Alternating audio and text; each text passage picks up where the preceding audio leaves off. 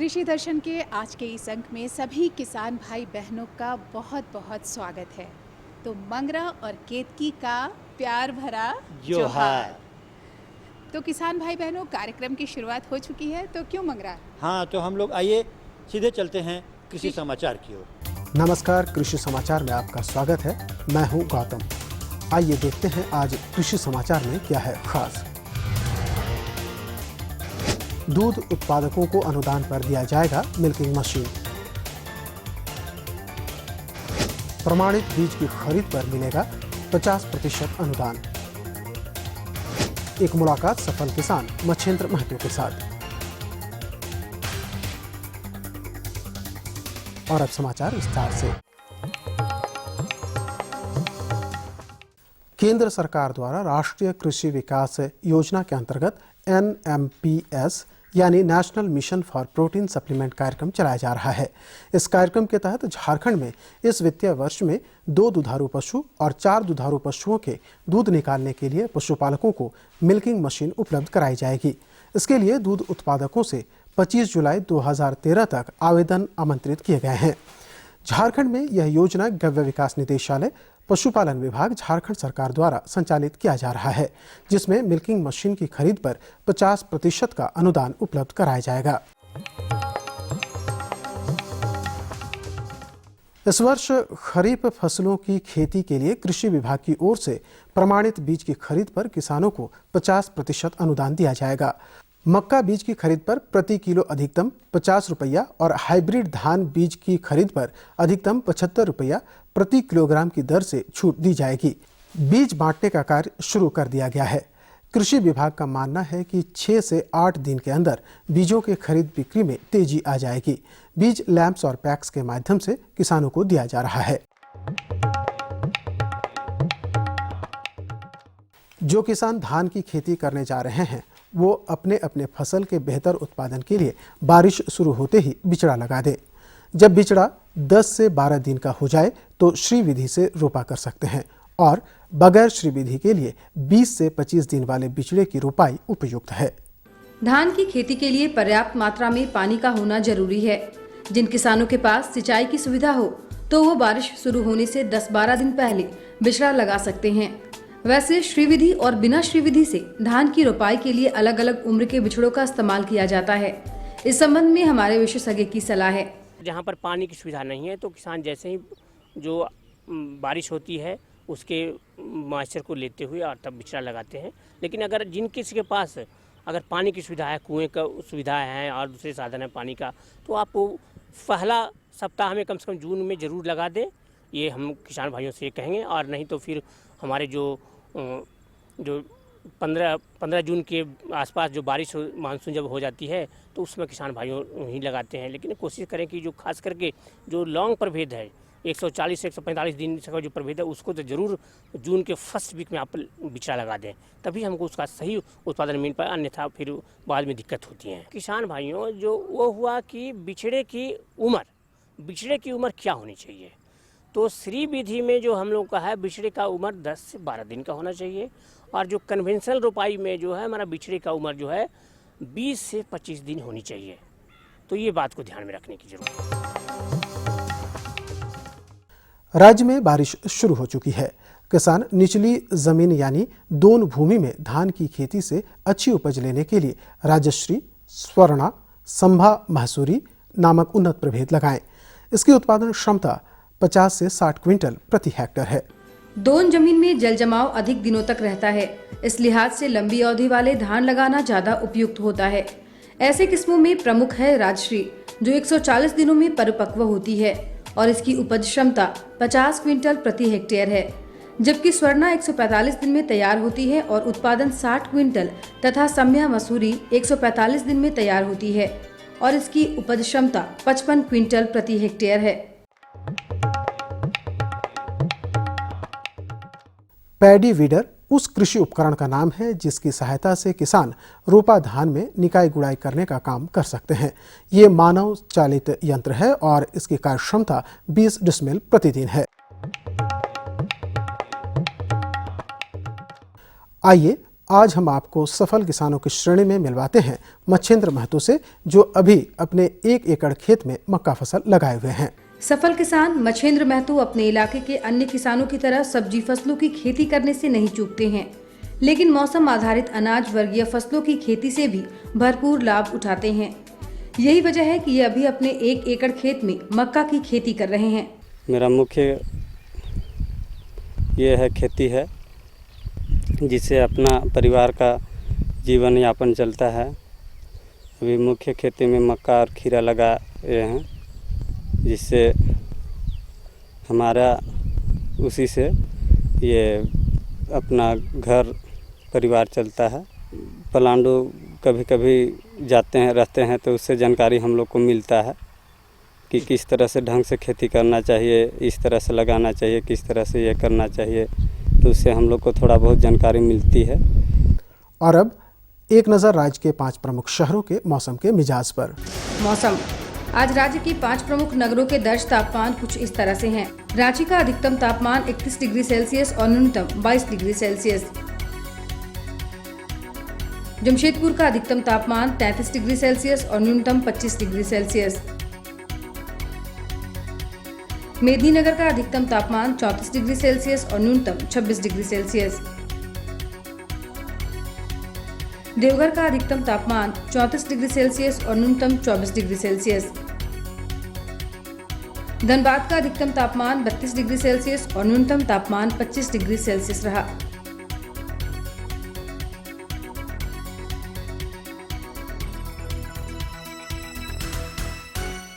और अब मंडी भाव में आइए नजर डालते हैं अनाजों के भाव पर।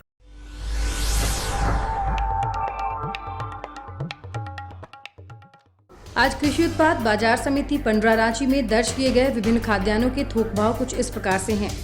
चावल मोटा 1775 रुपए से 2050 रुपए, चावल मध्यम 2125 रुपए से 2600 रुपए, चावल उत्तम 2700 रुपए से 4900 रुपए, गेहूं 1380 रुपए से 2150 रुपए, चना 3500 रुपए से 4100 रुपए, दाल अरहर 5750 रुपए से 6600 रुपए, दाल मसूर 4600 रुपए से 5000 रुपए, दाल चना 4500 रुपए से 4900 रुपए, सरसों तेल 8700 रुपए से 9450 रुपए, चीनी 3350 रुपए से 3450 रुपए, आलू 700 रुपए से 1000 रुपए और प्याज 1100 रुपए से 1300 रुपए प्रति क्विंटल रहा।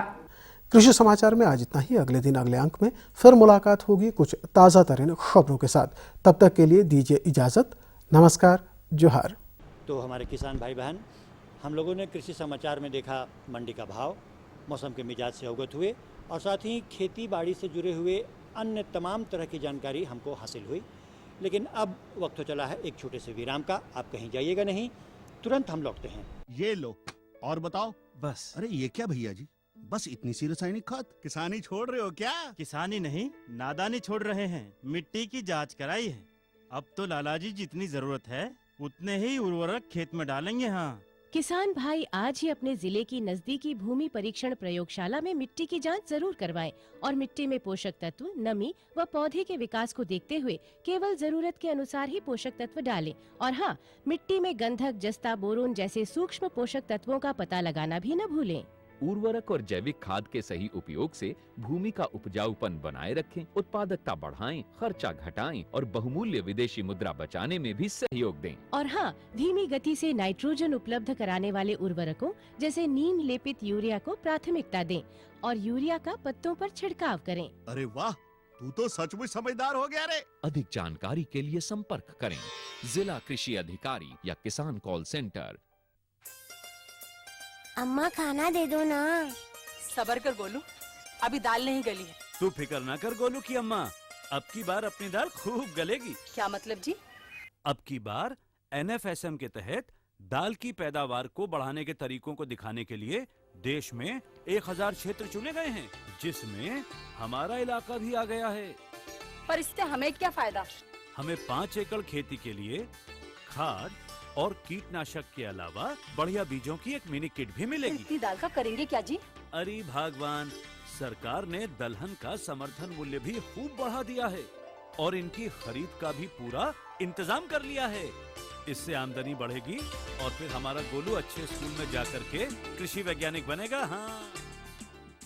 विराम के बाद आप सबों का एक बार फिर से स्वागत है कृषि दर्शन के इस कार्यक्रम में। हाँ तो केतकी भौजी, आप हमसे पूछिए, इससे पहले हम आपसे पूछते हैं। हाँ भाई पूछो कि आप का इरादा है, आप हमारे किसान भाई बहन को आप का बताना चाहते हैं, का दिखाना चाहते हैं? किसान भाई बहनों को वही हम हमेशा की तरह, चूंकि उनके घर में छोटे छोटे बच्चे भी रहते हैं और पशु पालन भी वो करते हैं। हाँ। तो कीटनाशी जो दवा होती है और खेतों में वो छिड़काव करते हैं, तो कभी कभी ऐसा होता है कि वो दवा को लापरवाही से नीचे रख देते हैं, उन्हें ध्यान नहीं होता और छोटे बच्चे भी उन तक पहुंच जाते हैं। और इसके साथ साथ खेतीबाड़ी में जब हम कीटनाशी दवाइयों का जब इस्तेमाल करते हैं तो वहाँ पर भी कैसे उसका सुरक्षित इस्तेमाल किया जाए, तो इस संबंध में हम लेते हैं जानकारी।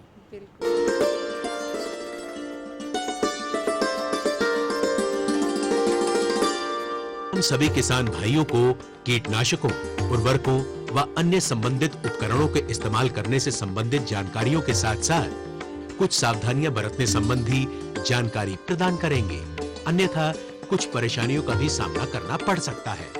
इसलिए जरूरी है कि हम कीटनाशकों और संबंधित उपकरणों का उचित ढंग से इस्तेमाल करें और अधिकतम लाभ के हकदार बने।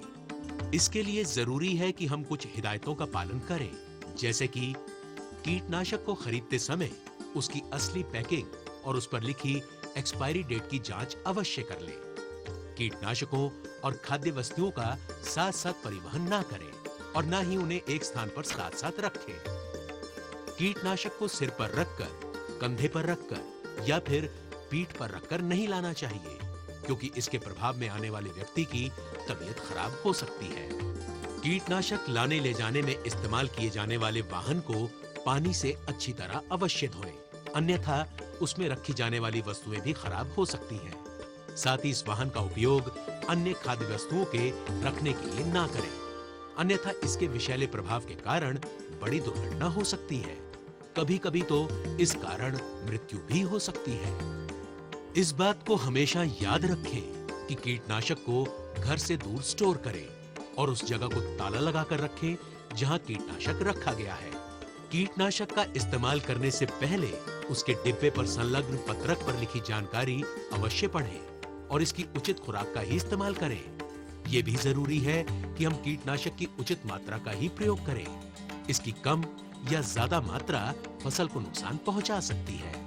कीटनाशकों का घोल तैयार करते समय व उनके छिड़काव के समय हमेशा याद रखें कि बच्चे और जानवर इसकी पहुंच से दूर रहें, अन्यथा परेशानी हो सकती है।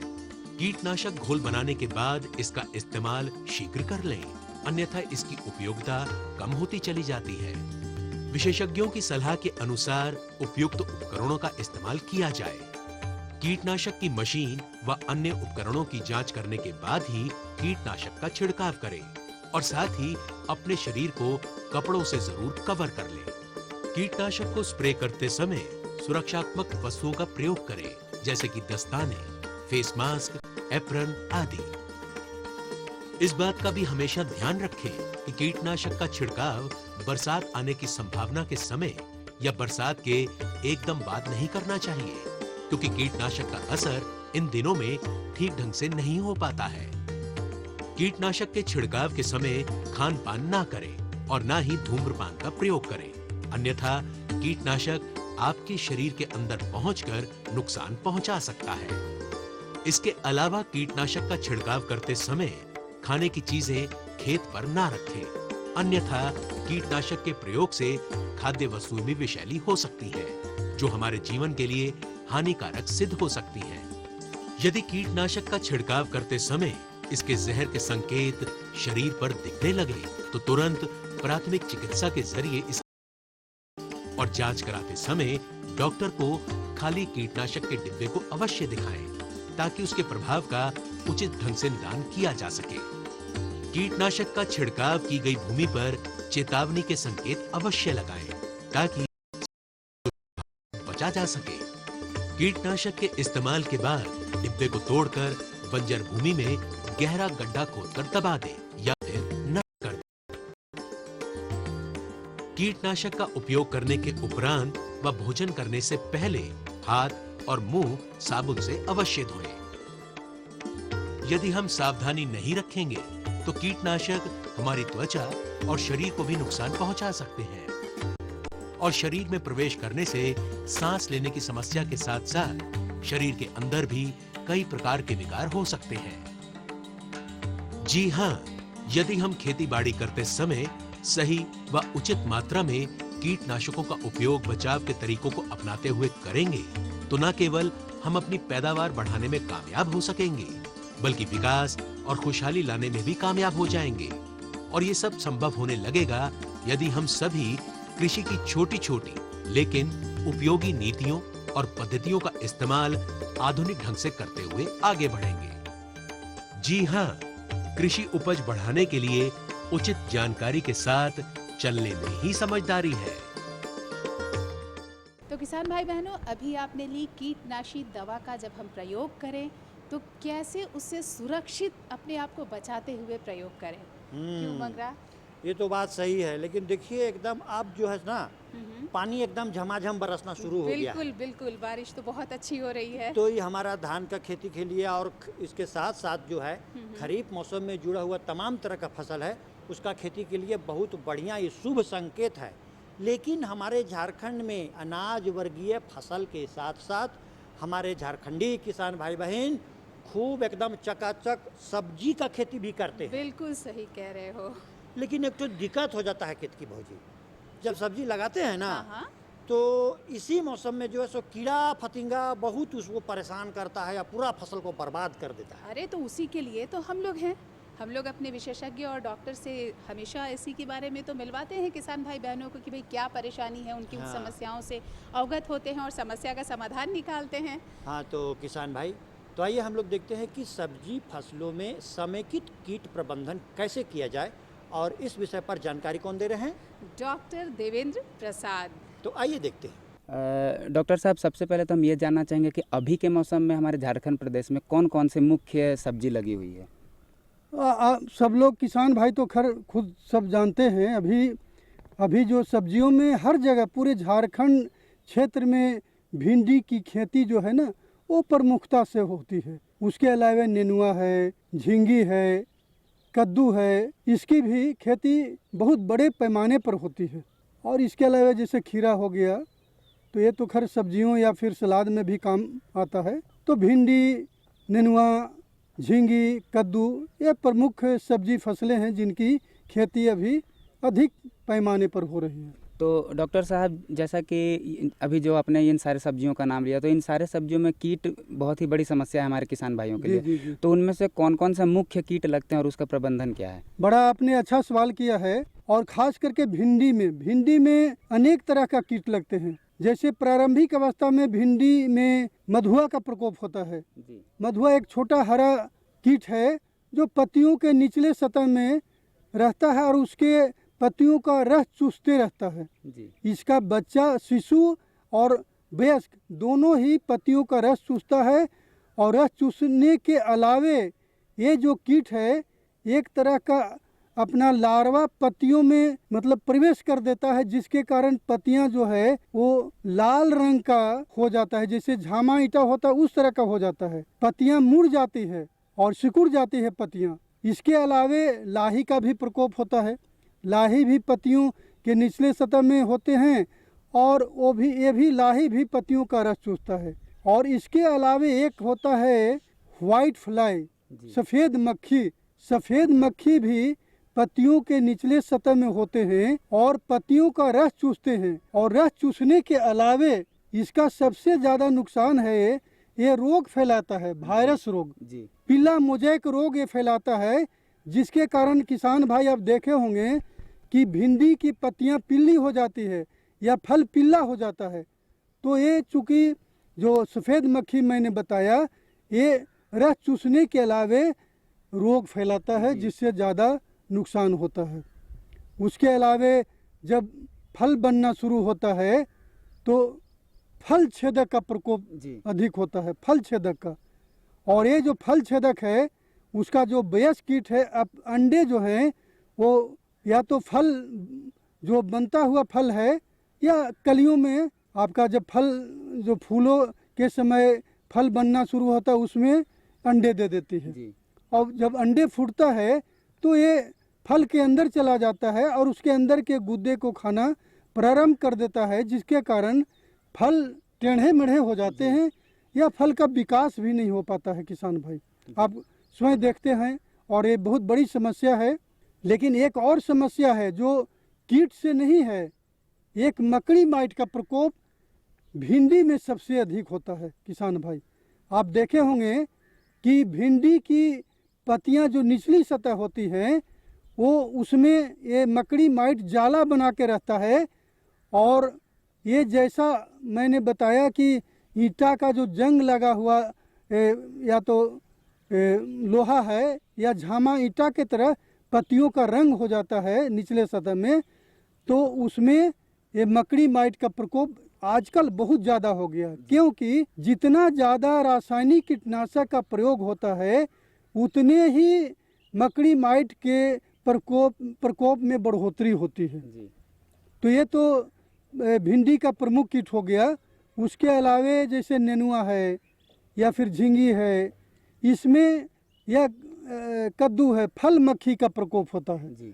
फल मक्खी का जो वयस्क कीट है, मादा कीट है, वो अपना पिछला भाग से जो कोमल फल है उसमें छेद करके अंडे दे देती है। और जब अंडे से बच्चे निकलते हैं या शिशु निकलता है तो उसी फल के अंदर वो जा करके धीरे धीरे खाना शुरू करता है। तो जो फल जो नया है, कोमल है, वो फल वहाँ मतलब काना हो जाता है या टेढ़ा भी हो जाता है। नेनुआ हो या आपका कद्दू हो, कभी कभी फल टेढ़ा हो जाता है। तो फल मक्खी का प्रकोप बहुत ज़्यादा होता है और करेला में भी इसका प्रकोप होता है। तो ये सब प्रमुख कीट हैं जिसके बारे में किसानों को जानने की आवश्यकता है। जी, तो डॉक्टर साहब जैसे अभी आपने ये सारे कीट का अभी जो नाम लिया, तो उनसे समेकित नियंत्रण हमारे किसान भाई कैसे करेंगे? बड़ा आपने अच्छा सवाल किया। किसान भाई आजकल हम ज़्यादा रासायनिक कीटनाशक पर नहीं जाते हैं, समेकित कीट नियंत्रण मतलब जितना भी आपके पास विधि है वो सब विधि को हम इस्तेमाल करते हैं। जैसे आपको खेत की तैयारी करने के समय तो खाद पानी देते भी हैं, लेकिन जैसे भिंडी की बात होती है, अगर भिंडी 12 से 15 दिन का अगर हो जाता है तो उसमें 1 ग्राम भिंडी के जड़ के पास हम एक दानेदार दवा आता है कार्बोफिरोन, तो 1 ग्राम दवा डालते हैं। और अगर वो भींगा हुआ नहीं है, नमी नहीं है, तो हल्की मतलब सिंचाई कर देते हैं या फिर सिंचाई करने के बाद उसका इस्तेमाल करते हैं। तो क्या होता है कि तो ये जो कीटनाशक है वो पूरे पौधे में फैल जाता है, तो उसमें कीट का आक्रमण कम से कम 1 महीना 35 दिन तक नहीं होता है। तो इसके लिए एक दवा, बहुत अच्छी दवा अभी बाजार में मिलता है। इसका रासायनिक नाम है इमिडाक्लोप्रिड। इमिडाक्लोप्रिड जो बाजार में टाटा मीडिया कन्फिडोर के नाम से आता है और 10 लीटर पानी में 6 से 7 मिलीलीटर का ही घोल बनाते हैं। और किसान भाई अगर 10 लीटर पानी है तो 10 ग्राम उसमें सर्फ अच्छी तरह से मिला करके और अच्छा मशीन से छिड़काव करें। अच्छा मशीन कहने का मतलब है कि जिसका नोजल आपको बहुत महीन हो, वो से जैसा चिपक जाता है पत्तियों पर, ते तीनों कीट को रोकथाम करता है। और आपको इसके अलावे भी मैं बताया कि जैसे फल छेदक में भी इसका काम करता है।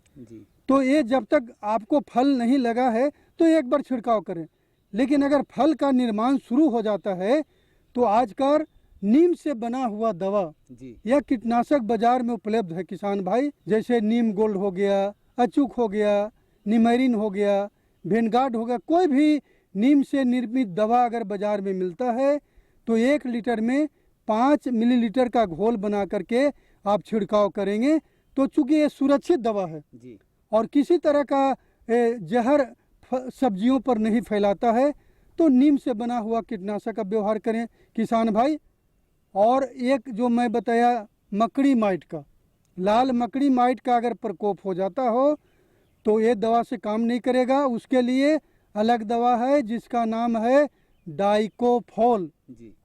डाइकोफॉल या एमाइट, डाइकोफॉल या एमाइट 1 लीटर पानी में 2 ml का घोल बना करके और 1 ग्राम सर्फ मिला करके अच्छी तरह घोल बना करके आप छिड़काव करते हैं तो बहुत ही अच्छा काम करता है। जी डॉक्टर साहब, आप हमारे इस कार्यक्रम में आए और हमारे किसान भाइयों को इतनी अच्छी जानकारियाँ दी, और किसान भाई ये सारी जानकारी आप पाकर हम आशा करते हैं कि आप अपने फल और सब्जी बहुत ही अच्छे तरीके से उगाएंगे और खूब सारा मुनाफा कमाएंगे। डॉक्टर साहब, आप हमारे इस कार्यक्रम में आए, इसके लिए आपका बहुत बहुत धन्यवाद। नमस्कार। हाँ भाजी, देखें हमारे विशेषज्ञ साहब कितना बढ़िया, बिल्कुल बिल्कुल, कितना उम्दा जानकारी दिए। तो किसान भाई बहन, हम लोग सब्जी फसल लगाए हैं तो कैसे कीट प्रबंधन करें, कीड़ा लगे, कौन सा कीड़ा लगा तो उस कीड़े के निदान के लिए, उसके रोकथाम के लिए किन दवाइयों का इस्तेमाल करना है, ये हमारे विशेषज्ञ बहुत अच्छे तरीके से बताए और हमको उन सलाह पर अमल करना है। नहीं, हमारे किसान भाई बहन बहुत समझदार है, हमें यकीन है कि उस सलाह पर वो पूरा अमल करेंगे। हाँ, तो इसी के साथ अब हमारे घड़ी की सुइयां इजाज़त नहीं दे रही हैं, लेकिन उसके पहले जाते जाते किसान भाई बहनों को हमें क्या बताना है? हमारा अपना पता बताना है।